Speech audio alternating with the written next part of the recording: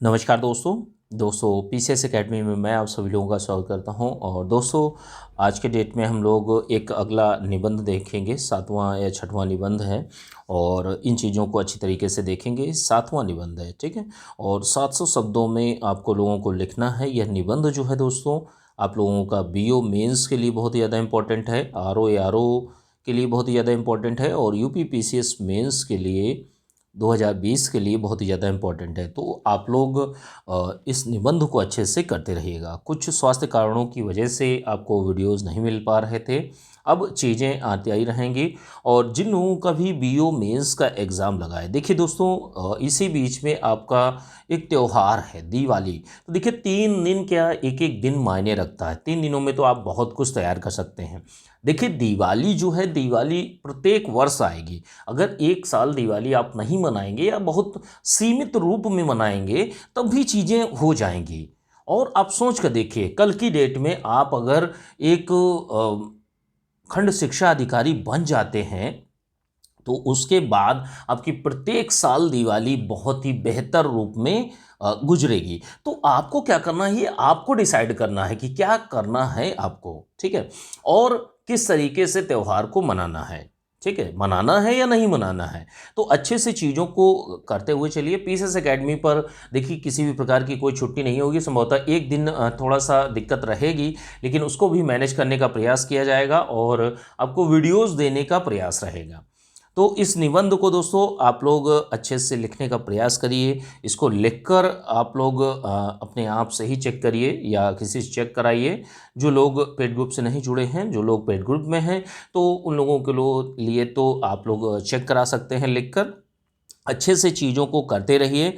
और इसके पीडीएफ आपको बीओ मेंस के ग्रुप में, ध्यान रखिएगा, बीओ मेंस के ग्रुप में, यूपी पीसीएस मेंस के ग्रुप में और आपका आरओ मेंस के ग्रुप में आप लोगों को मिल जाएगी। आरओ मेंस में आप लोगों को जो चीज़ें प्रोवाइड की जा रही हैं केवल हिंदी और ऐसे ही प्रोवाइड किए जाएंगे, ठीक है।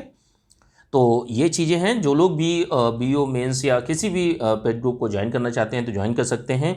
नंबर ये है आपका 9140085178 पर मैसेज कर सकते हैं, ठीक है। चलिए आज का जो निबंध है, निबंध को हम लोग बेहतर तरीके से देखते हैं। देखिए जो निबंध है मैं छाट छाट कर लाता हूँ, जो भी अच्छे निबंध हैं, और इन निबंधों को आप बेहतर रूप में करने का प्रयास करिए। निबंध क्या है? बेरोजगारी निवारण में शिक्षा की भूमिका।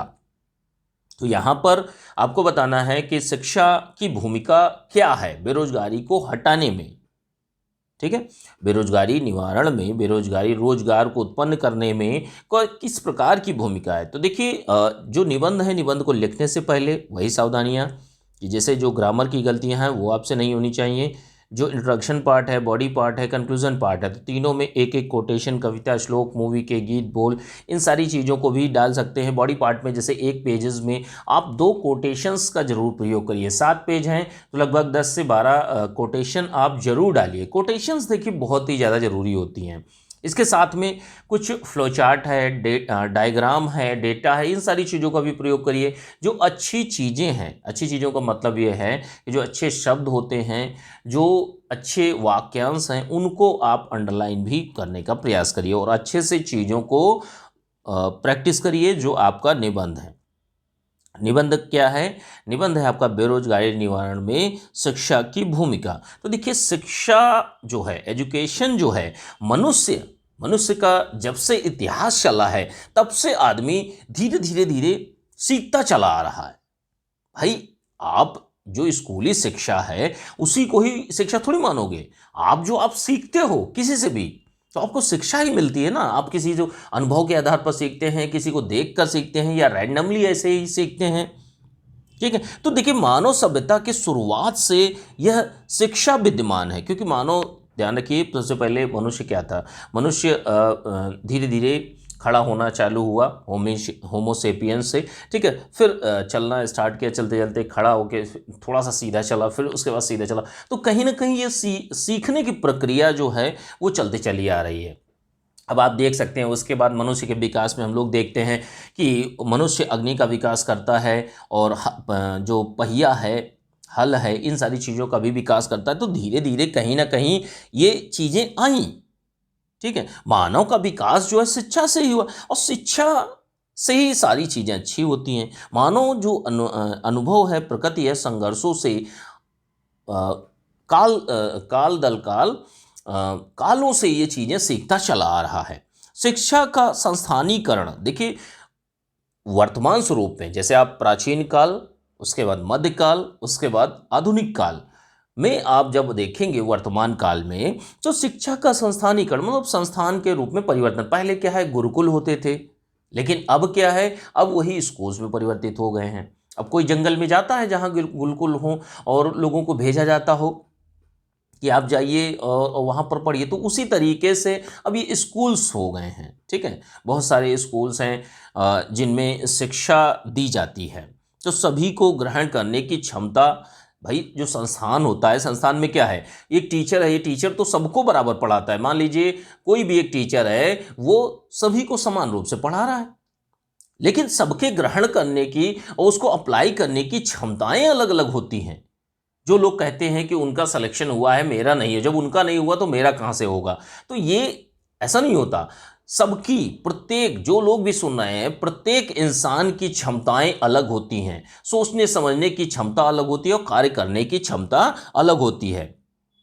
ठीक है, तो ये शिक्षा का एक स्वरूप है जो प्राचीन काल से चीज़ें चलती चली आ रही हैं। वही स्वरूप जो है अब धीरे धीरे बदल रहा है। वर्तमान में देखेंगे तो स्कूल बहुत खुल गए हैं। गवर्नमेंट स्कूल्स हैं, प्राइवेट स्कूल हैं, केंद्रीय विद्यालय हैं और विश्वविद्यालय भी खुले हैं। बहुत सारी यूनिवर्सिटीज़ चल रही हैं। तो ये सारी की सारी चीज़ें, शिक्षा जो है वो बहुत ही ज़्यादा ज़रूरी है और इसका विकास जो है वो एक प्रक्रिया के तहत हुआ है। ठीक है, देखिए बेरोजगारी, बेरोजगारी का सामान्य अर्थों में यही है कि जो व्यक्ति शिक्षित और योग्य है, व्यक्ति को रोजगार नहीं मिल पाना, तो ये क्या कहा जाएगा, वो बेरोजगारी की स्थिति में आता है। और यह देन जो है, बेरोजगारी की जो देन है, वो कहा भी जाता है कि जो यह पूंजीवाद की, आधुनिक पूंजीवाद की देन मानी जाती है। क्योंकि देखिए जिस समय औद्योगिकरण हुआ था, औद्योगिक क्रांति आई थी ब्रिटेन में, तो वहाँ से भाई सारी की सारी चीज़ें पहले जो थी मनुष्य करता था, अब उन्हीं का स्थान, जो इंडस्ट्रियल रेवोल्यूशन की जो बात कही जाती है, तो उसी में जो मनुष्य थे, मनुष्य का स्थान जो है मशीनों ले लिया। तो ऐसी स्थितियां बनती चली आईं और जिसके कारण बेरोजगारी की स्थिति दिन दिन प्रतिदिन बढ़ती चली गई। संसाधन तो वही है ना, अब अगर मशीनें ही काम करने लगेंगी तो भाई जो मनुष्य है, मनुष्य तो बेरोजगार हो जाएंगे। पर्याप्त संसाधन लगाकर शिक्षा लेता है कोई भी व्यक्ति। आप सोच के देखिए कि आज की डेट में आप बहुत पढ़ाई लिखाई करते हैं, सब कुछ करें और आपको रोजगार ना मिले, आपको नौकरी ना मिले, तो ऐसी स्थितियों में क्या होगा, यह जो स्थिति होती है ये आपकी स्थिति बेरोजगारी की स्थिति कहलाती है। अब बेरोजगारी और शिक्षा का संबंध तो देखिए कहीं ना कहीं जो बेरोजगारी है वो शिक्षा से पूर्ण रूप से संबंधित है। कैसे संबंधित है, क्योंकि शिक्षा जो है मनुष्य को बेहतर बनाती है। मनुष्य जो है अगर बेहतर और टेक्निकल नॉलेज है या नॉन टेक्निकल नॉलेज आपको बेहतर रूप में प्राप्त हुई है, तो आप किसी भी कंपटीशन को बीट कर सकते हैं या कहीं भी प्राइवेट कंपनी में जाकर आप देश विदेश में नौकरी कर सकते हैं। तो ये क्या है, संस्थान जो हैं रोजगार परक शिक्षा देते हैं, रोजगार परक शिक्षा देते हैं जिसके माध्यम से लोगों को रोजगार मिलता है। भाई बेरोजगारी जो है, अब अगर रोजगार परक शिक्षा नहीं देंगे तो रोजगार कैसे मिलेगा। ठीक है, तो यहां पर क्या है, बेरोजगारी जो है, भाई अगर रोजगार शिक्षा अच्छी नहीं होगी तो बेरोजगारी बढ़ेगी। सीधी सी बात है, एक कुशल संसाधन जो है, कुशल मानव संसाधन जो है वो तभी होगा जब आपके पास एक अच्छी रोजगार परक शिक्षा होगी। ठीक है, तो जितना अच्छा शिक्षा आप देंगे उतनी ही बेरोजगारी कम होगी। तो ये आपका इसके बीच का संबंध माना जाता है। उत्पादन प्रणाली में शिक्षित लोगों की भूमिका महत्वपूर्ण होती है। जितने भी उत्पादन प्रणालियां हैं उनमें भी भाई शिक्षित लोग ही तो जाते हैं ना। शिक्षित और अशिक्षित दोनों, शिक्षा का मतलब देखिए दो चीजें हैं। एक होती है कि नॉर्मल जो स्कूलिंग होती है कि आप प्राइमरी शिक्षा और माध्यमिक और उसके बाद इंटर लेवल की, उसके बाद उच्च शिक्षा आपने प्राप्त करी, और एक होती है एक व्यवहारिक शिक्षा। भाई आप लोगों ने देखा होगा कि कोई व्यक्ति है वो मान लीजिए कोई बढ़ई है, अब वो उस कार्य को नहीं जानता लेकिन वो देखकर सीखकर करने का प्रयास करता है और चीजों को करता है।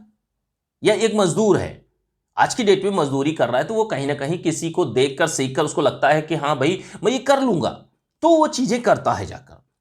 तो यहां पर बेरोजगारी जो है शिक्षा से पूर्ण रूप से संबंधित है। अब देखिए, शिक्षा जो है, शिक्षा रोजगार के अवसर प्रदान करती है, रोजगार को बढ़ाती है और बेरोजगारी को कम करती है। ठीक है, संबंध उल्टा है लेकिन संबंधित है।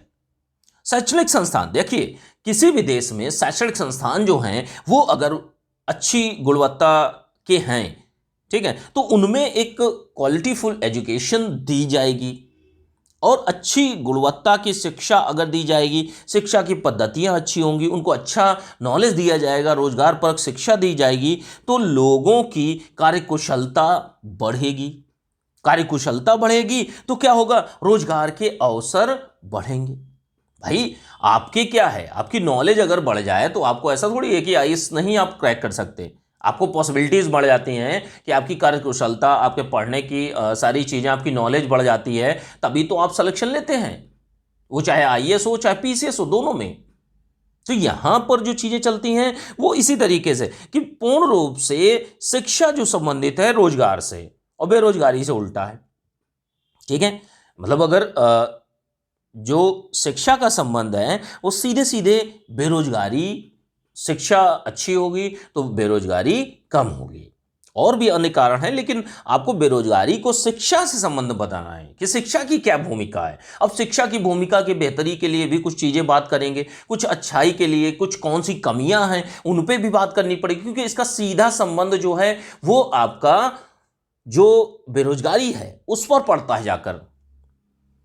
ठीक है, तो यहां पर देखिए शिक्षा की भूमिका कि भाई शिक्षा, अब शिक्षा की भूमिका अगर हम बेरोजगारी को देखते हुए देखेंगे, सबसे पहले हम यही बात करेंगे कि भाई शिक्षा हमारी कैसी है, शिक्षा व्यवस्था कैसी है, हमारी शिक्षण संस्थान कैसे हों, शिक्षक कैसे हों, जो पढ़ा रहा है वो कैसा होना चाहिए, कौशल प्रशिक्षण मिलना चाहिए लोगों को, इसके साथ में लोगों का कौशल विकास भी होना चाहिए। जो शिक्षा व्यवस्था है वह किस तरीके से, किन किन माध्यमों से दी जा रही है, ऑनलाइन दी जा रही है, ऑफलाइन दी जा रही है, या पढ़ाने की प्रकृति कैसी है, बच्चों को समझ में आ रहा है या नहीं आ रहा है, बहुत सारी चीजें होती हैं। तो शिक्षा की भूमिका बहुत ज्यादा बढ़ जाती है।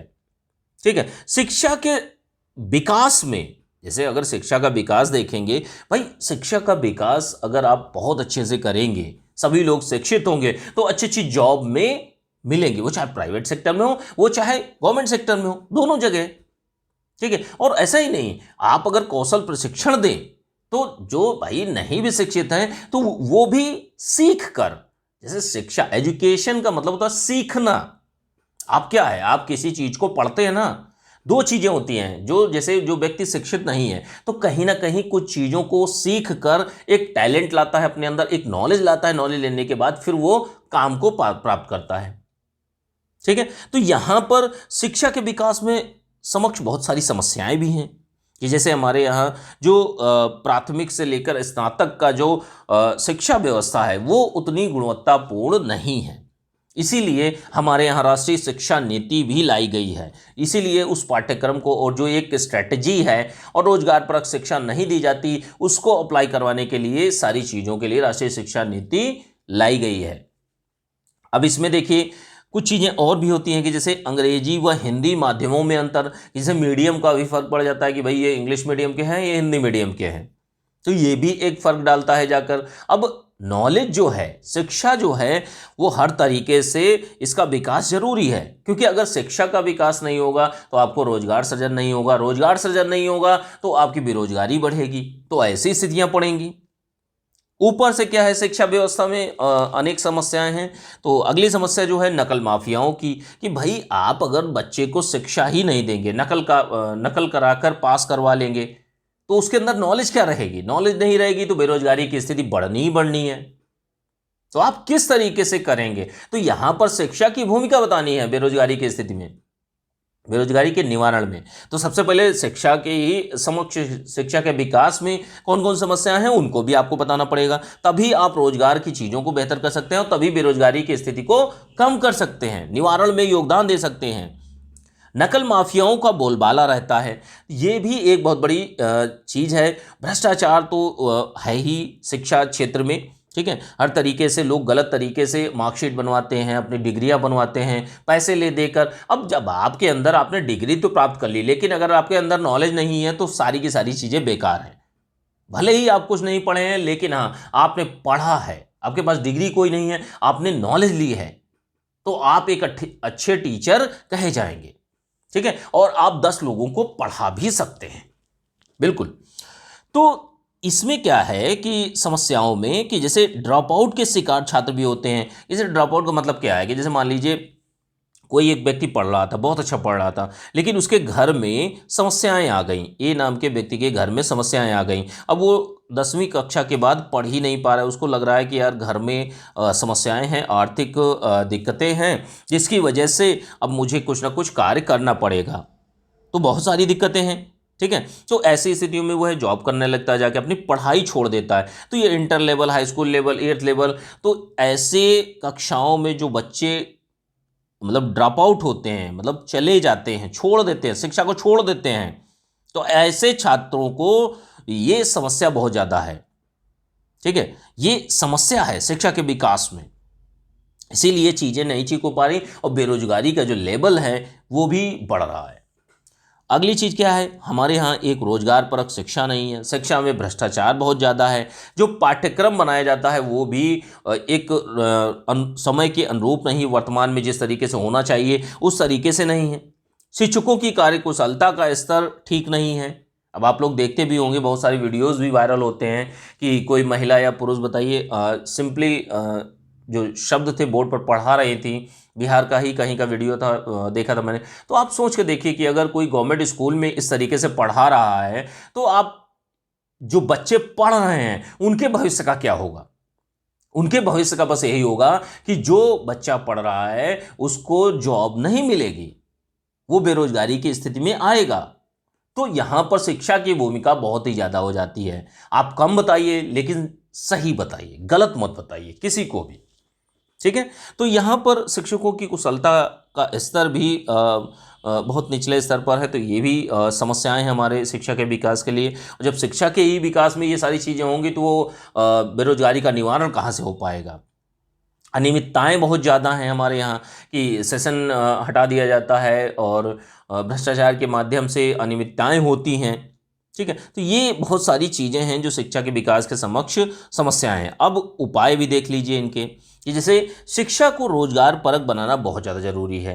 अगला क्या है, शिक्षक, पाठ्यक्रम, संस्थान की गुणवत्ता, इन तीनों में सुधार की आवश्यकता है। इसी के लिए राष्ट्रीय शिक्षा नीति लाई गई है। भ्रष्टाचार देखिए, शिक्षा के क्षेत्र में भ्रष्टाचार नहीं होना चाहिए। नकल माफियाओं का जो एक जाल है उसको खत्म करने की ज़रूरत है। अनियमितता जो होती है, जो शिक्षा को कमज़ोर करती है, तो इन चीज़ों को भी हटाना चाहिए। और शिक्षा के प्रति लोगों को जन जागरूकता बहुत ज़्यादा ज़रूरी है। तो जन जागरूकता होना बहुत ही ज़्यादा ज़रूरी है। तो ये कुछ उपाय हैं, कुछ अलग से उपाय अगर आपके दिमाग में, क्योंकि देखिए सबके सोचने समझने की क्षमता अलग हो सकता है, आपने कोई अच्छा एक उपाय सोचा हो तो आप उन चीज़ों को ऐड कर सकते हैं। ठीक है। अब आगे देखते हैं कि जैसे बेरोजगारी निवारण में सरकारी प्रयास, तो जो सरकारी प्रयास अभी तक किए गए हैं तो उन चीज़ों को, मुख्य मुख्य बातों को डाल सकते हैं। कुछ अपनी तरफ से भी आप ऐड कर सकते हैं जो भी आपने कहीं से पढ़ा हो। तो बेरोजगारी निवारण में सरकारी प्रयास जो किए गए हैं अभी तक, कि जैसे देखिए राष्ट्रीय कौशल विकास निगम की भी स्थापना की गई है, जिसके माध्यम से लोगों को प्रशिक्षण दिया जाता है, ट्रेनिंग दी जाती है और जो एक कुशल मानव संसाधन के रूप में परिवर्तित करने का काम किया जाता है। संस्थान के द्वारा शिक्षण संस्थाओं में समन्वय बनाने का प्रयास किया जाता है। सरकार इन चीज़ों को करती है।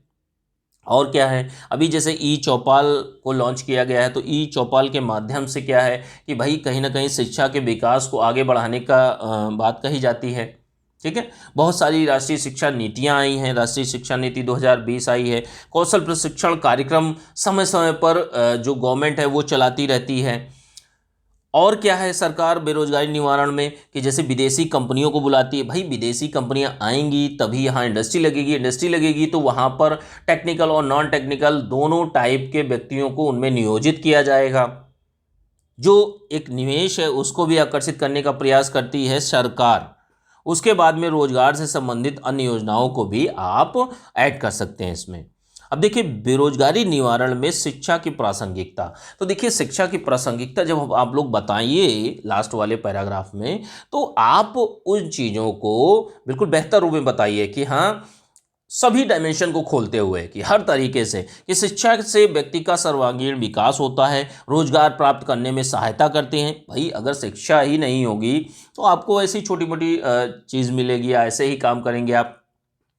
शिक्षा अगर अच्छी है तो आपका अच्छी नौकरी मिलने की संभावनाएं बढ़ जाती है और बेरोजगारी की स्थिति को भी वो कम करता है।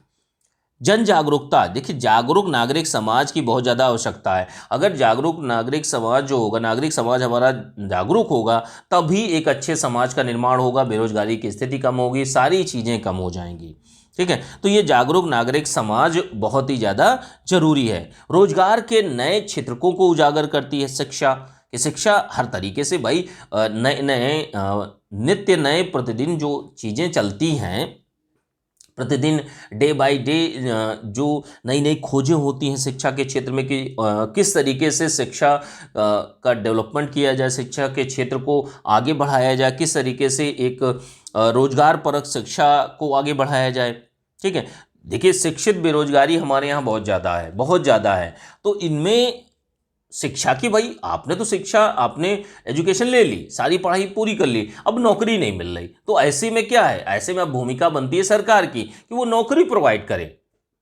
ठीक है, और क्या है, कम सीखकर भी रोजगार ले सकते हैं। ऐसी स्थितियां आती हैं कि बहुत से ऐसे व्यक्ति होते हैं जो बहुत थोड़ा ही सीखते हैं, लेकिन उसको प्रैक्टिकल में जब करते हैं जाके तो बहुत अच्छी तरीके से इम्प्रोवाइज करते हैं और अच्छे तरीके से चीज़ों को करने का प्रयास करते हैं।